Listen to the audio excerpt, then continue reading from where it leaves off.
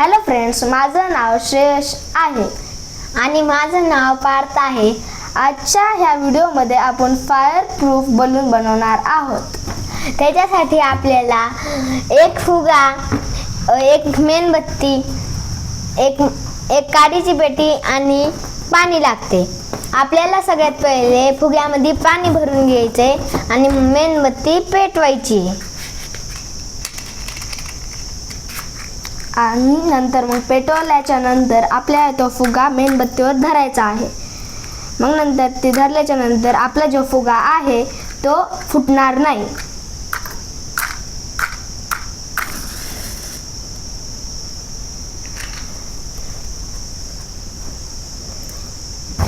तुम्ही बघू शकता ह्या फुग्यात पाणी आहे आणि आता आपण या फुग्याला ह्याच्यावरती नेणार आहोत.